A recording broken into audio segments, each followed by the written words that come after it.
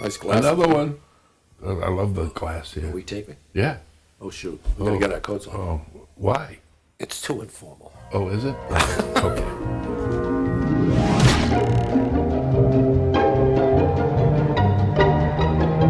I sleep with this occasionally. You know that? Ready? Remember, it takes me a while to line these things up. I'm older than you. Can't be you're live, Yeah. Oh. Welcome to Grumpy Old Men Cooking. What we're doing today is pork tenderloin. Yeah. And I'm going to make what is called sauce Robert. Ooh. It actually dates from the 1600s.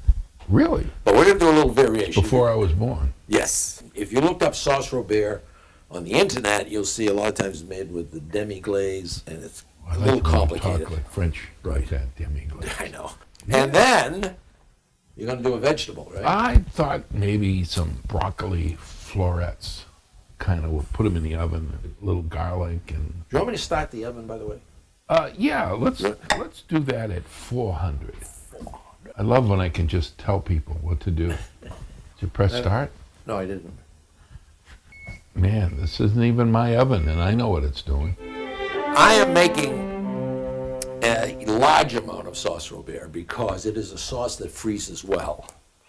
It's not an emulsion like hollandaise. Which would not freeze. It would separate probably. Should I lay it on to people about the mother sauces we were talking about? I mean, I think you should. I was impressed that you even remembered all these. There are mother sauces in French, classical French cooking. And Antoine Carême, who was the first celebrity chef in the late 1700s, early 1800s. Don't remember that either. He named the four sauces as velouté, bechamel, hollandaise, and espagnole, which is basically a beef sauce, okay? Mm-hmm. Mm-hmm. Auguste Escoffier, in the early 1900s, added sauce tomate, which is tomato sauce. Yeah. Sauce Robert is actually made from espagnole with additions. You get the drift. So anyhow. You forgot to say, from those mother sauces, lots of other variations happen. That's what I just said. You did? Yeah. You sure this isn't sauce Robert? Well, you could, but it sounds bad. You can charge more when you say sauce Robert. Oh, yeah, sure. All right, so you start with 1/4 of a cup of a dry white wine. Obviously, this is 4 times that amount because I had said we're going to freeze some of this, all right? Yeah. Chopped shallots, 2 tablespoons. That's 2 tablespoons, all right. Just remember 2 tablespoons. Don't do as I say, not as I do, because we're making a huge amount. 2 tablespoons, all right. All right, 1 bay leaf, 2 tablespoons of chopped onion. Yep. Yellow onion. Garlic. Just the Now garlic? it says to use 1 Ooh. clove of garlic. 1 clove, that's all it takes. This is 5. Fresh thyme. Ooh. Recipe calls for 2 sprigs. Oh, here we go. 2 times 4, 8. Don't even watch it, man. Just put it in. Sure. Why not? To the sauce, not to us. Any nice, well, why not? Any nice white wine. You should never use a wine that you wouldn't drink. So we're going to reduce that down. It doesn't take long. This pork tenderloin is going to take the sauce. The sauce Robert is going to be added to this. So we don't need to do very much with this. We can take the little tiny amount of fat out. Paul's nervous about that. This little skin wouldn't hurt you. You can cook it. If you take it off, it's the same kind of skin that's on ribs. Whenever I do ribs, I always remove it, and therefore all the spices you put on it will come right through.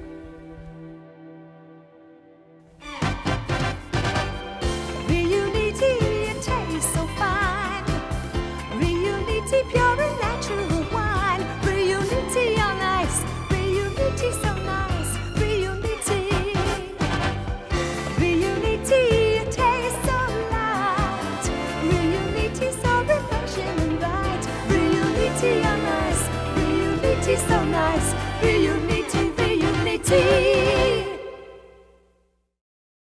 If you would get me my pan over here.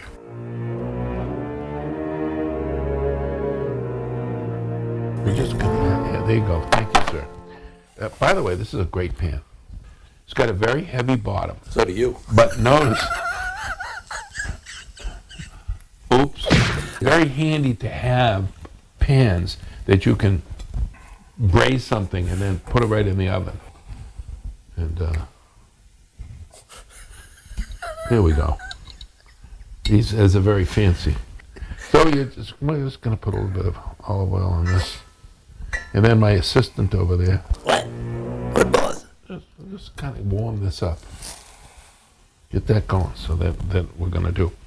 Normally, I would be putting a lot of things on this, or butterflying it and stuffing it with something, a lot of garlic, that sort of thing. I would absolutely be doing that. I'm just going to put a little moutarde. Think anybody watches this show? We had that one guy from St. Albans, Vermont, a couple of years ago. Yeah, I know. Where did he go? He's ever tuned in. Was he old? Maybe he's not with us anymore.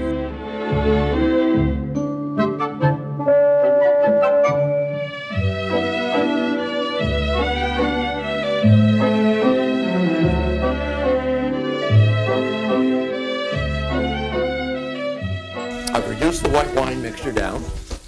I used canned, if you will, bottled beef sauce. Beef sauce. Yes. Close, but not exactly Espanol. Chicken stock. Now here's where it gets interesting. Tomato puree. Not sauce, puree, a little bit thicker. Now we're just going to let that simmer for a bit. You let that reduce a bit, mix, and then you add the remaining crucial ingredients. Cornichons. Ooh. The little miniature pickles. Yeah. Where are you going? Just looking at your cat. Why? I like the cat better than you. That cat's weird. Yeah. That cat has a chicken habit. A chicken habit? Yeah, we've started it, my wife and I. And the cat will come in and will follow you around crying. So we buy chicken thighs, cook them up. The cat has us absolutely trained. In we go to a 400-degree oven. 15 minutes or so. I'll take a look at it. We don't want to overcook it, but on the other hand, we want it to be cooked. Pardon me, would you have any grey poupon? But of course. Ah, thank you. Are you putting grey poupon on a wiener? No, it's not a wiener. It's a frankfurter. Oh. Why? Is that a bologna sandwich you're applying my grey poupon to? That's Bologna. Bologna. Wiener. Grey Poupon, also in a squeeze bottle.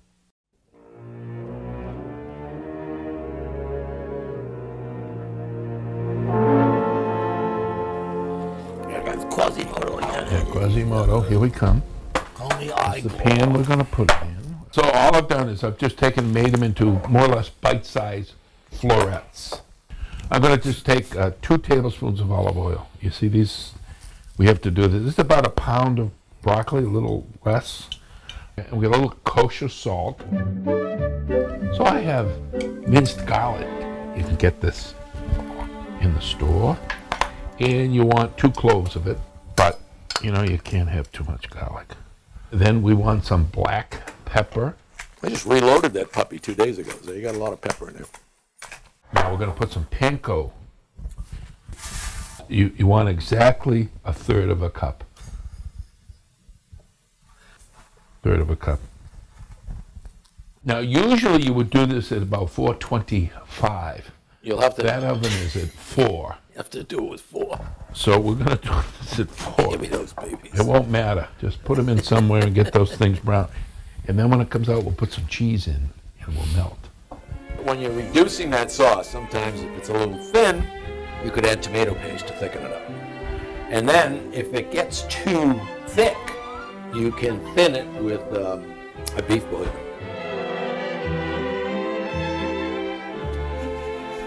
I'm going to say they're done. Yeah. Nothing's worse than overdone pancakes. lightly brown, just to give them a nutty flavor. Yeah, that works for you, huh, Paul? If we had it to do over again, life, I mean, I would have gone in the spice business. Ground thyme, right? Yeah. $3.99, Yeah. $4.99. Bay leaves, the little thing, $3.99, $4.99. Costco, $4. Look at those babies. So overly priced. I mean, I understand, you know, but saffron, vanilla beans. Vanilla beans. Oh. My wife was going to do something with vanilla beans. She came home, she says, I'm not doing vanilla beans. They were like some outrageous price. $14. I bought them. I have some. I buried them in the backyard. Honey, my meeting's running late, so you need to start the pot roast. Come on, you can handle it. Just open the bag and season. Add water and seasoning, toss in veggies. The roast bastes itself in the bag, so it'll come out tender and juicy. Now feel up to tossing a salad. For mouth-watering meals without the mess, flavor up with McCormick Bag and Season. Perfectly tender, perfectly seasoned every single time. I'll be home soon. Think you could start without me? Half a cup Of cornichons. cornichons. We're adding a cup. How much of that? 4 times, whatever it says. Tablespoon. Add some chopped parsley. It gives it a little flavor, but it's a lot of, more has to do with eye appeal. And the finished touch. Butter. That gives it a gloss. No, don't scrimp.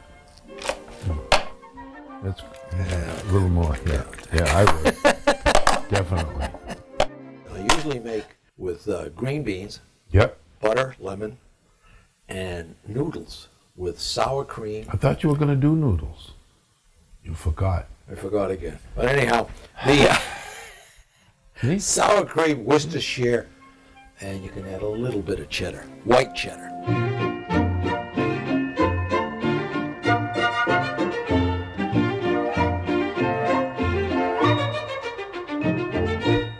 Oh my goodness.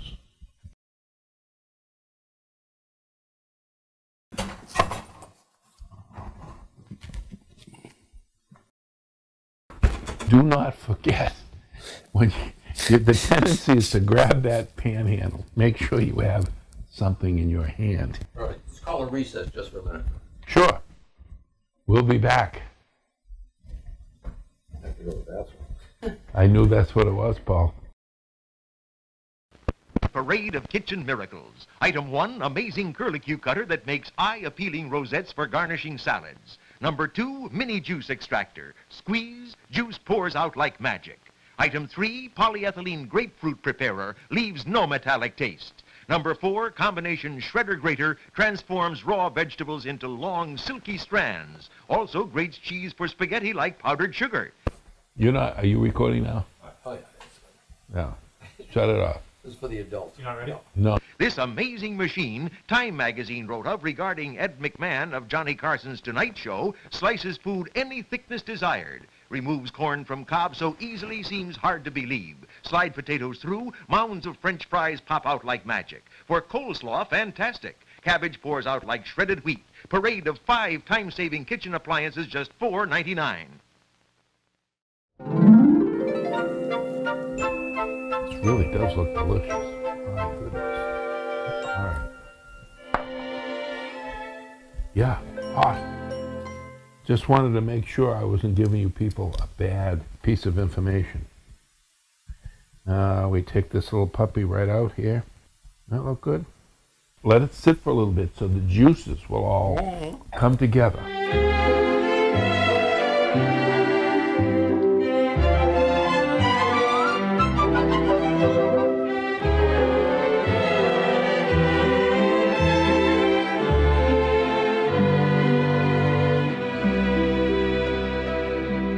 Oh, look at the, roasted nicely.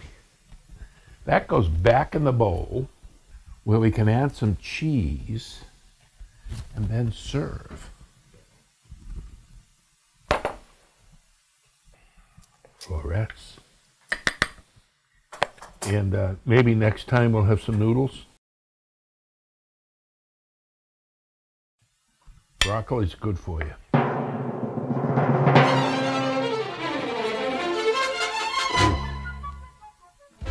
Thank you very much. Let's taste this, though. Sauce Robert should make this.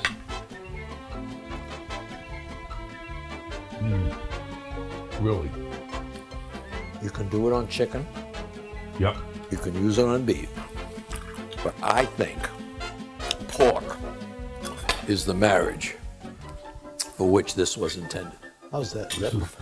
I just made that up. That's very poetic. Go great with some noodles. It would. It would be the starch that we don't have here. And a little of that sauce would edge into the noodles. Oh, I bet that would have been good. Also, you should have a little bit of a baguette. This is very much a sauce to dip bread in. I tell you, absolutely delicious. All right, man, I think we did it. Did we do it? One of these days we'll do desserts. Yeah. Enjoy, folks. Come back again. We'll have something else for you. Have fun cooking.